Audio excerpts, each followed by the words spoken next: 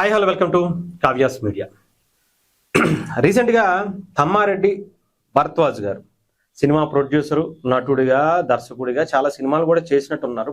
కాకపోతే ఎక్కువగా వివాదాల్లో ఆయన ఎక్కువ ప్రాచుర్యం పొందారేమో అనిపిస్తుంది. చాలా పొలిటికల్ సబ్జెక్ట్స్ అన్నీ మాట్లాడుతూ ఉంటారు. కాకపోతే ఒక్క విషయం దగ్గర మాత్రం ఆయనకి ఎందుకో అక్కసు చాలా బలంగా వెళ్ళగక్కటంలో ముందుంటారేమో అనిపిస్తుంది. అది ఏంటి అంటే చిరంజీవి. మెగాస్టార్ చిరంజీవి గారు పేరు చెబితే మరి ఎందుకో నాకైతే తెలియదు, కానీ తమ్మారెడ్డి భరద్వాజ్ గారికి ఎక్కడ లేని కోపం వచ్చేస్తుందో ఇంకొకటి వచ్చేస్తుందో తెలియట్లే. కానీ చిరంజీవి గారు సినిమా ఇండస్ట్రీ పెద్ద అంటే అసలు ఆయనకి ఎక్కడ లేని లోపల కడుపు మంట అంతా బయట పెట్టేస్తున్నారు. రీసెంట్గా అది చాలా రోజుల నుంచి ఉన్నటువంటి వివాదమే, కానీ మళ్ళీ ఆయన బయటకు తీసుకొచ్చి దాసరి నారాయణరావు గారి తర్వాత అది కూడా ఆయనకి ఏమి ఇవ్వలేదు, ఎవరో కొంతమంది ఆ పాత్ర వహించండి అని చెప్పారు. ఆ చెప్పిన తర్వాత దాన్ని ఆయన సక్రమంగా నిర్వర్తించారు. ఆ తర్వాత మాత్రం ఎవరు లేరు, చిరంజీవి గారు మాత్రం కాదు, ఆయనకు అవకాశం కూడా లేదు అంటూ కొన్ని విమర్శలు చేయటం అనేది ఆయనకి పరిపాటుగా అయిపోయిందని చెప్పాలి. ఎందుకంటే మనకి ఎందుకో తెలియదు, చిరంజీవి గారు అంటే ఆయనకి నచ్చదు. చిరంజీవి గారు చేసినటువంటి సినిమాలు, ఆయనతో పాటు చేసినటువంటి సినిమాలకి నేను సరిగ్గా డబ్బులు ఇవ్వలేదు, అది ఇవ్వలేదు అని చెప్తారు. కానీ అయినా కూడా అంతలా ఆయన వదిలేసినా, ఆయన నిర్మాతగా చేసినటువంటి సినిమాలకి ఆయన డబ్బులు ఇవ్వకపోయినా, ఆయన మంచి మనతో వదిలేసినా కానీ ఆయన అంటే నచ్చదు. అది ఎందుకు అంటే కొంతమంది వేరే ఉంటాయి కదా, చాలా రకాలుగా ఉంటాయి కదా సినిమా ఇండస్ట్రీలో. చిరంజీవి గారిని ఇదేం కొత్తగా చిరంజీవి గారికి దాదాపు 45 ఏళ్ల నుంచి కూడా ఇలాంటి వాళ్ళందరూ కూడా చిరంజీవి గారిని ఏదో ఒక రకంగా దొక్కేయాలి. మనవాడు కాదనో, మన వర్గం వాడు కాదనో, మన మతం వాడు కాదనో, మన కులం వాడు కాదనో ఏదో ఒక రకంగా ఆయన అడ్డు పక్కకు పెట్టాలి, ఆయన తొక్కేయాలి, ఆయన ఇండస్ట్రీలో ఎదక్కండా చేయాలనేటువంటి కుట్రలు కొన్ని వందల వేల కుట్రలు చేసుకుంటూ వచ్చారు.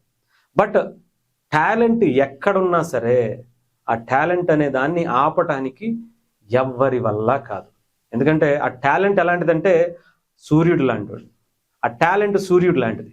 దాన్ని అరచేతితో ఆపేయాలనుకోవటం ఎంత తప్పో, అది ఎక్కడ ఆపితే అక్కడ వరకే ఆ ముఖం మీద అడ్డు ఆపుకోవచ్చేమో, కానీ ప్రపంచం అంతా ఆపుకునేటువంటి పరిస్థితి ఉండదు. అదే ఈరోజు చిరంజీవి గారి గురించి కావచ్చు, ఆయన కుటుంబం నుంచి ఆయన ఎదిగినటువంటి తీరులో ఆఖరికి ఎన్నో విష ప్రయోగాలు కూడా ఆయన మీద చేసినటువంటి పరిస్థితులు ఉన్నాయి. అవన్నీ దాటుకుని ఎంతో మందికి ఇన్స్పిరేషనల్ గా ఆయన జర్నీ కావచ్చు, ఒక సామాన్య మిడిల్ క్లాస్ అంటే లోయర్ మిడిల్ క్లాస్ నుంచి వచ్చినటువంటి వ్యక్తులు ఈరోజు మెగాస్టార్ అయ్యి ఒక కుటుంబాన్ని, సినిమా కుటుంబాన్ని ఇంత పెద్దగా చేసుకున్నటువంటి వ్యక్తి ఎవరైనా ఉన్నారు అంటే నాకు తెలిసి ప్రపంచంలో ఏకైక హీరో అని చెప్పచ్చు. ఆ తర్వాత ఆయన ఇన్స్పైరింగ్ గా తీసుకుని చాలా మంది హీరోలు వచ్చారు. Even not only cinema industry, business లో కావచ్చు, ఉద్యోగాల్లో కావచ్చు, ఇప్పటికీ చాలా మంది ఆయన చూసి ప్రతిసారి ఈవెన్ మొన్న వచ్చినటువంటి సినిమాలో కూడా ఇన్స్పైర్ అవుతూ ఉంటారు. 70 ఏళ్ల వయసులో ఆయన కష్టపడేటువంటి తీరు, ప్రజల్ని మెప్పించాలి అనేటువంటి ఆలోచనతో కష్టపడేటువంటి తత్వం చూస్తుంటే మనమేందయ్యా ఈ వయసులో 30 ఏళ్ళకి 40 ఏళ్ళకి అసలు ఏమీ చేయలేకపోతున్నాం, మనం ఒక రోజు గట్టిగా ఒక గంట కష్టపడితే ఇంకో గంటగా కూర్చోవనేటువంటి పరిస్థితి వస్తే ఆయన ఇప్పటికీ సంవత్సరానికి 2 మూవీలు 4 మూవీలు తీస్తుంటే, ఇదిగోండి ఈ సంవత్సరం ఆల్రెడీ ఒకటి రిలీజ్ అయింది సంక్రాంతికి, మళ్ళీ ఇప్పుడు మార్చి ఏప్రిల్లో మళ్ళీ ఇంకో సినిమా రిలీజ్ చేయడానికి సిద్ధమైపోయారు. మళ్ళీ ఇంకొకటి ఆల్రెడీ రన్నింగ్ లో పెట్టేశారు ఆయన. మళ్ళీ సంక్రాంతికి వచ్చేటప్పటికి ఇంకో సినిమా రిలీజ్ చేస్తానంటున్నారు.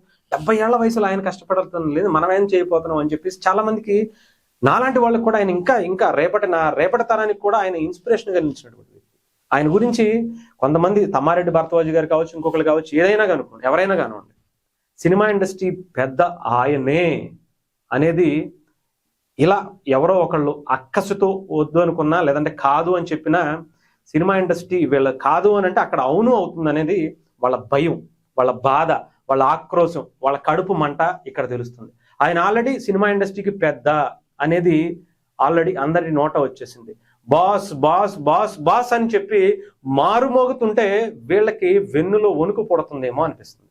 ఎందుకో మరి ఆయన ఏమి ఎవరిని ఇబ్బంది పెట్టే టైపు కాదు, ఎవరిని తగ్గించే టైపు కాదు, శత్రువుని కూడా దగ్గరికి తీసుకుని ప్రేమ చూపించేటువంటి టైపు, శత్రువు కూడా సహాయం కావాలంటే చేసేటువంటి టైపు. ఎంతో మందికి ఆయన మీద విమర్శలు చేసి ఇష్టానుసారం మాట్లాడినటువంటి వ్యక్తులకి కూడా చిరంజీవి గారు మెడికల్ సీట్లను ఇంకొకటనో ఎన్నో రకాలుగా ఆయన సహాయం చేసినటువంటి వ్యక్తి. ఆయన గురించి మరి మాట్లాడితే ఎందుకు వెళ్ళకంటే అవతల అలాంటి వ్యక్తి వెళ్ళకూడదు, మనలాంటి వ్యక్తులే వెళ్ళాలి, మన సామాజిక వర్గానికి సంబంధించినటువంటి వ్యక్తులే వెళ్ళాలని మరి ఏమన్నా ఉందో ఏమో నాకైతే తెలియలా. నాకైతే తమ్మారెడ్డి భరద్వాజ్ గారి దాంట్లో వెనకాల అలా అయితే అనిపించింది.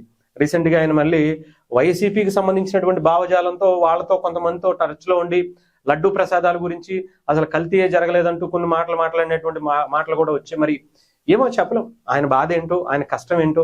ఏమన్నా రాజకీయాల్లోకి వెళ్ళే ఉద్దేశం ఉంటే డైరెక్ట్ గా వెళ్ళిపోయి మరి రాజకీయం చేసుకోవచ్చు కదా. అనవసరంగా చిరంజీవి గారి గురించి మాట్లాడాల్సినటువంటి అవసరం ప్రతిసారి తమ్మారెడ్డి భరద్వాజ్ గారికి ఎందుకు ఆయన ప్రతిసారి పెట్టుకుంటున్నారో నాకైతే అర్థం కావట్లేదు. ఏదేమైనా కానీ తమ్మారెడ్డి భరద్వాజ్ గారు, మీరు అవుననుకున్నా మీలాంటి వాళ్ళు ఎంతమంది వచ్చినా ఆయన్ని, ఆయన కష్టాన్ని, ఆయన ఈ రేంజ్కి రావడానికి ఎంతో మంది మీలాంటి వాళ్ళు కష్టపడ్డారు. బట్ ఆయన ఆపలేకపోయారు.